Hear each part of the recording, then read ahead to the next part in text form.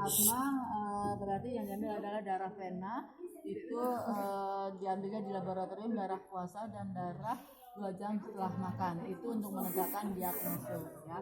Nah kalau memang sudah terdiagnosa, untuk monitoring sehari-harinya atau seminggu sekali dia digunakan alatnya adalah dengan glukometer ya. Glukometer ini keuntungannya adalah dia mudah dibawa kemana-mana, kemudian dia simple ya, kemudian bisa diletakkan di rumah, tidak harus kita pergi ke laboratorium untuk mengecek kadar gula darah ya.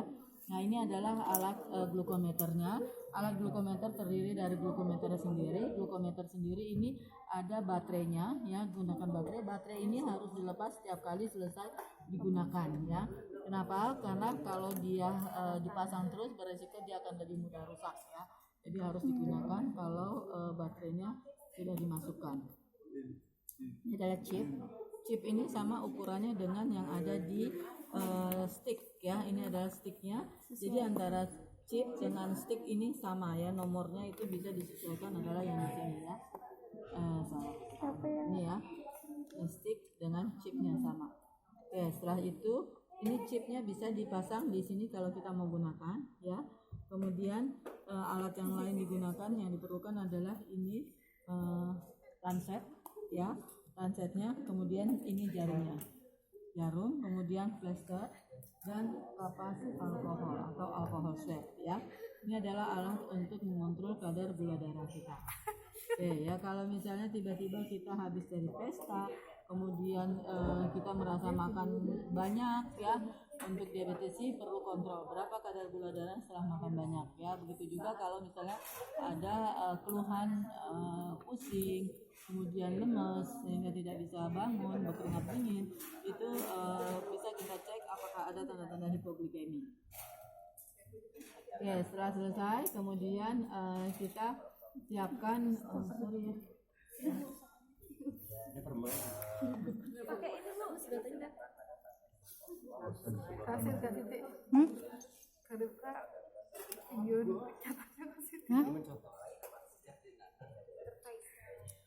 Oke ya, selanjutnya adalah kita akan melakukan pengecekan. Di sini perlu handscoon. Handscoonnya tidak harus yang steril, cukup bersih ya handscoonnya. Kemudian kita siapkan alatnya, pasang dulu jarumnya ya, jarum dipasang. Setiap kali selesai menggunakan ini sebaiknya dicabut ya. Setiap kali selesai ini harus dicabut. Tujuannya apa? Supaya kita tidak rancu bahwa ini baru apa lama sih, daripada membahayakan pasien karena bisa berisikonya kena pasien HIV. Jadi lebih baik ini tetap diganti walaupun tadi Anda pasang tapi terus lupa ya, jadi lebih baik ganti. Nah kemudian setelah dipasang, lihat nomornya. Nomor ini adalah untuk menentukan kedalaman pada jari-jari. Pada perempuan itu biasanya 4 sampai dengan 5 karena tangannya biasanya lebih halus, kulitnya lebih tipis dibanding dengan laki-laki. Kalau pada laki-laki 4 sampai dengan 5. Ya, yang diambil daerahnya adalah ujung-ujung perifer sini, jarinya 3 ini, bukan yang 2 ini ya. Kenapa? Karena yang 2 ini lebih tipis ya, jadi yang ambilnya adalah yang 3. Oke, selanjutnya sudah kita pasang ini. Volunteer siapa? Volunteer? Asli. Oke ya. Ini dipasang, chipnya sudah, baterainya sudah, tapi jangan dipasang dulu sticknya karena sticknya ini kalau dipasang dia beresiko kontaminasi dengan udara, hasilnya kurang baik ya. Kemudian disiapkan itu check up ya. Kemudian ini siapkan ya.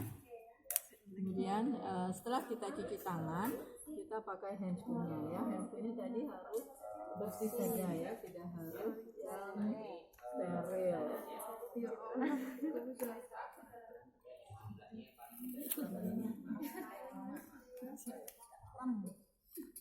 Oke ya.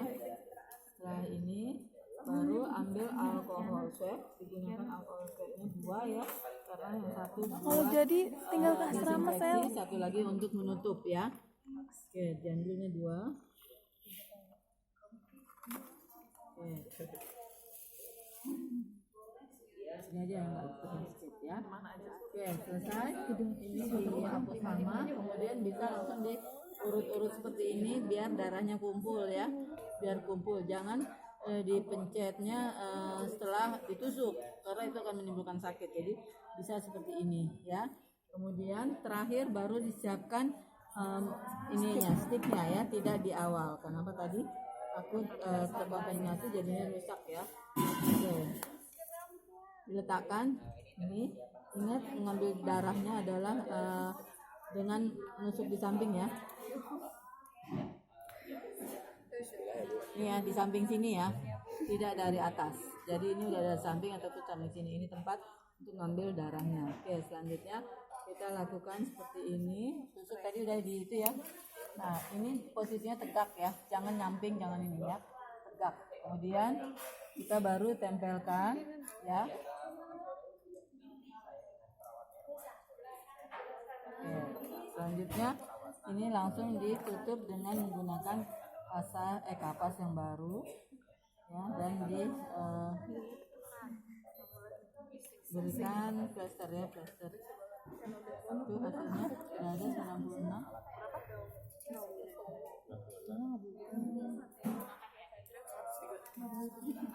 Oke ya. Oke. 96 hasilnya dalam 30 detik sudah dapat hasilnya. Kemudian kita kontrak, Bapak sudah selesai, hasilnya baik ya.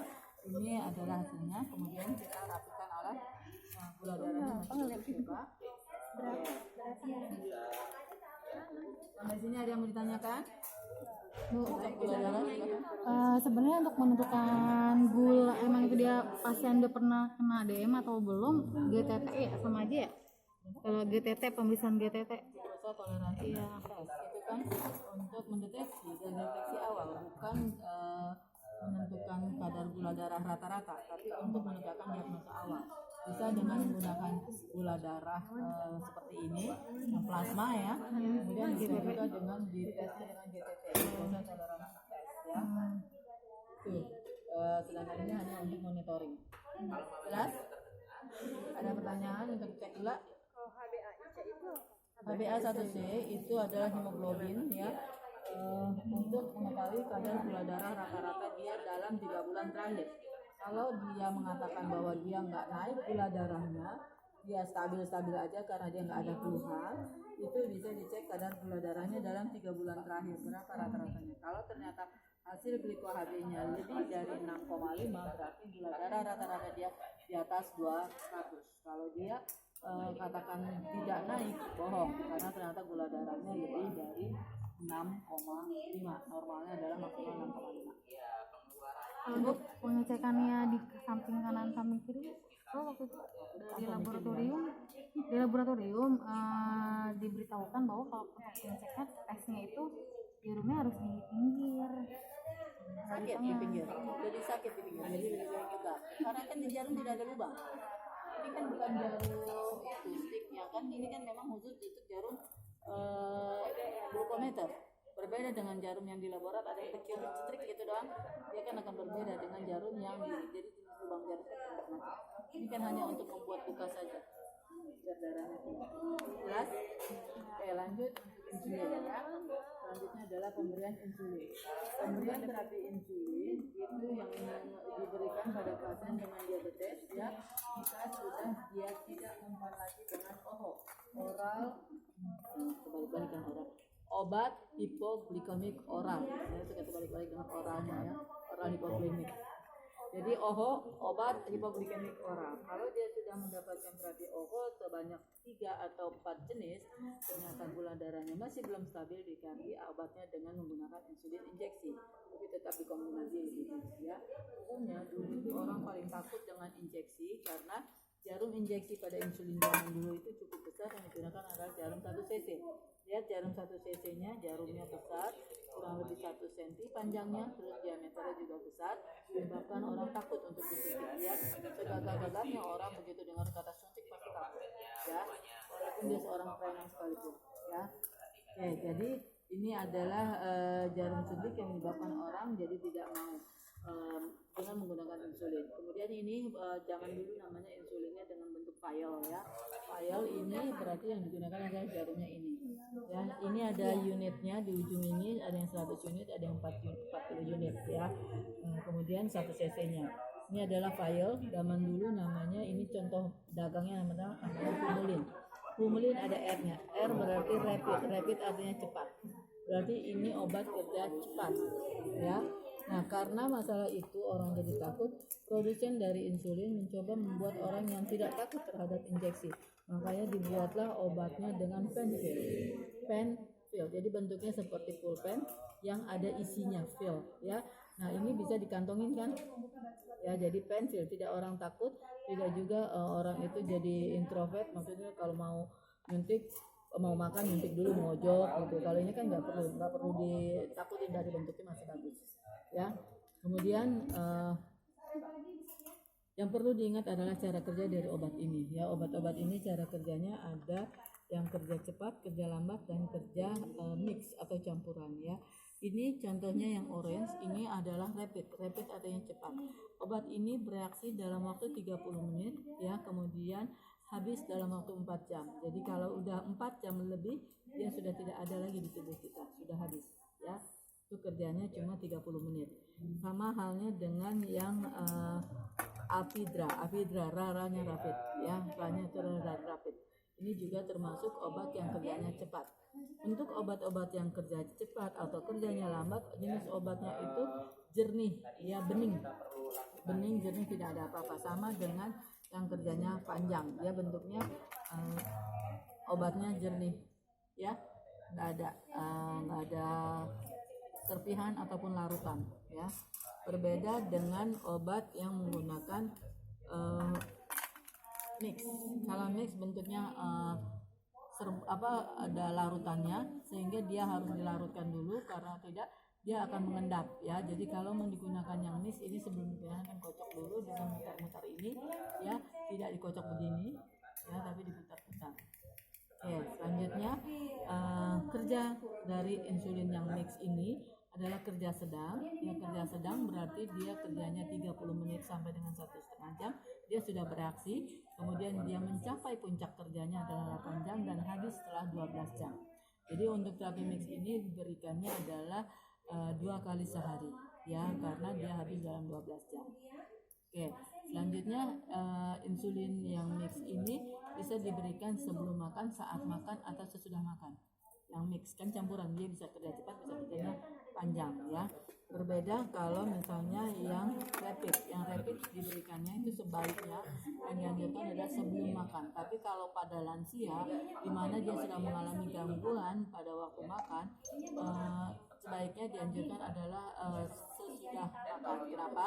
Karena bisa jadi dia udah disuntik tapi lupa makan. Ya, itu resikonya jadi hipoglikemik.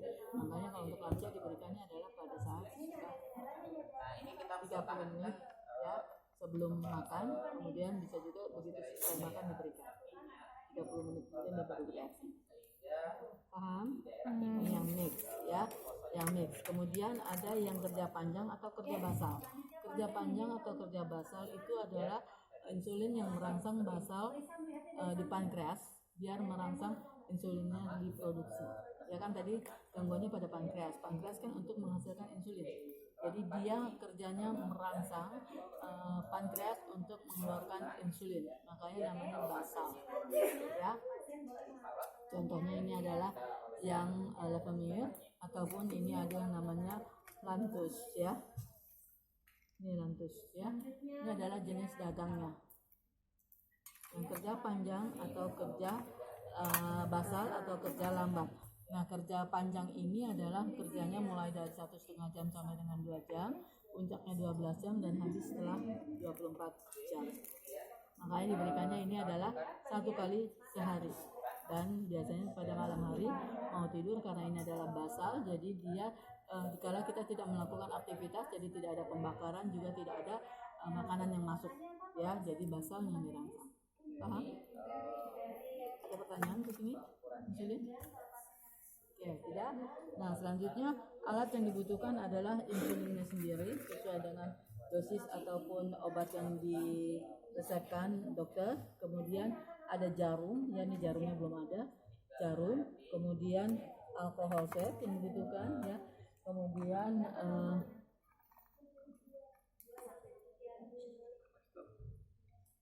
nggak pakai plester, enggak lah ya, jadi alkohol swab, kemudian insulinnya dan jarumnya itu ya.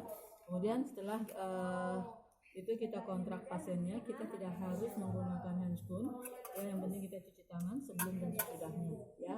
Kemudian kita siapkan jarumnya, kita pasang dulu ya, jarum ini nggak bisa dilepas, bisa di sini aja ya, jarumnya dipasang dulu ya. Jarum ini digunakan kalau pasien itu sendiri digunakan bisa sampai dengan 3 kali ya, 3 kali penggunaannya. Kalau udah lebih 3 kali dia akan terasa sakit karena udah mulai tumpul ya. Pasang jarumnya dengan ditekan ini, karena ini tengahnya adalah karet ya, tekan, kemudian diputar sampai dia terkunci. Kalau enggak nanti takutnya waktu mencabut dia tercabut juga ya, jadi kunci. Setelah ini baru kita siapkan, kemudian tentukan dosisnya. Dosis ada di sini ya. Kalau misalnya ini masih obat baru belum dipakai, itu dikeluarkan dulu udaranya, itu sampai dengan 2 unit ya. Dan 2 unit kemudian diambil, dibuka, dibuang udaranya ya. Kemudian baru tentukan dosisnya. Misal dosisnya adalah 4 unit. Berarti kita putar ini ke arah 4 unit ya. Dia akan kembali 0 kalau sudah disuntikan. Ya, udah siap ini, kemudian ambil alkohol swabnya, kemudian habis alkohol swabnya kita kontrak pasiennya. Ibu, sekarang kita akan mulai menyuntik ya pada insulin di lengan ibu ya. Area suntikannya itu nanti yang disuntikan adalah pada musculus deltoid ataupun otot pada deltoid. Kamu bisa pegang ini tangan masing-masing, itu ada tonjolan, kemudian di bawahnya sekitar 3 sampai dengan 4 jari, di bawahnya itu adalah deltoid. Jadi dari sini 4 cm bawahnya ya, 4 jari ya, seperti ini, baru di sini suntikannya. Jadi tidak pada tonjolan ini. Jelas ya. Oke, selanjutnya yang bisa adalah tangan kanan kiri atas, kemudian bisa juga di paha tapi bagian luar ya, bagian luar pahanya, kemudian bisa juga sekitar umbilikus ataupun pusat, dia mulai dari pinggang sampai dengan pinggang satunya lagi sekitar ini. Nah, untuk pemberian insulin misalnya pada anak ya, misalnya tergantung pada insulin, berarti dia akan pakai insulin selama-lamanya, seumur hidup dia akan pada insulin ya. Nah, itu dia akan setiap kali makan suntik insulin kan. Nah, insulin pertama suntik pagi hari di sini, siang hari geser 1 cm, sore hari geser lagi 1 cm. Kenapa harus geser-geser? Karena berisiko untuk terjadinya lipolisis atau pemecahan lemak. Kalau dia terjadi lipolisis karena ini dipakai terus menerus, ini bisa menyebabkan kempes perutnya, nggak sama rata ya, kempes sebelah, jelek kan performance-nya. Jadi itu makanya harus digeser 1 cm setiap kali nyuntik. Jelas? Bisa juga disuntikin di daerah bokok ya.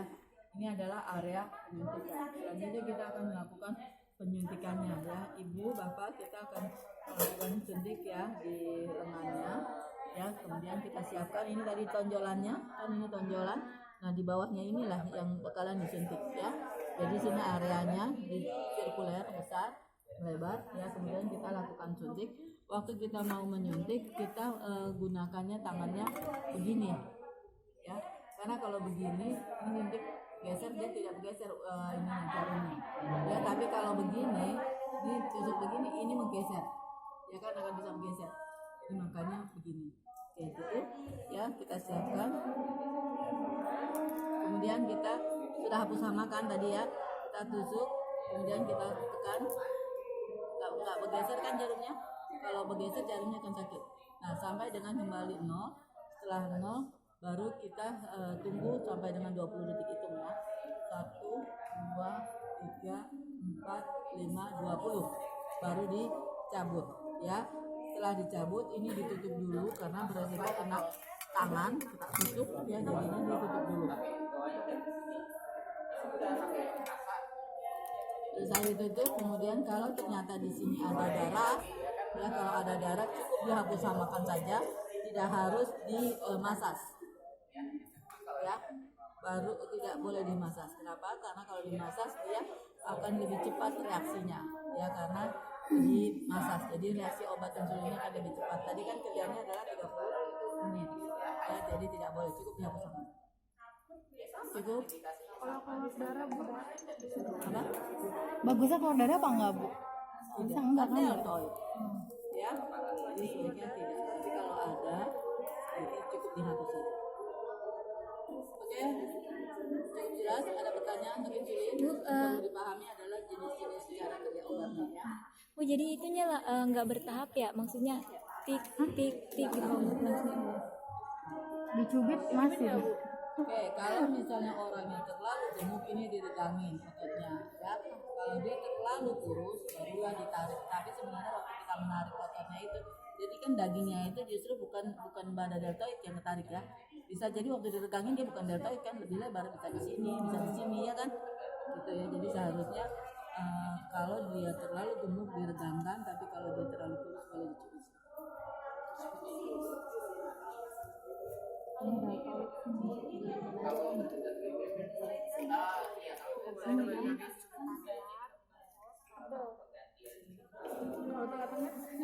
Kesemutan lah. Cukup? Cukup. Ada pertanyaan? Nggak ada? Oke, lanjut pembelajaran pada pagi. kayaknya kamu ngaduk deh. Ada ikan mas kok.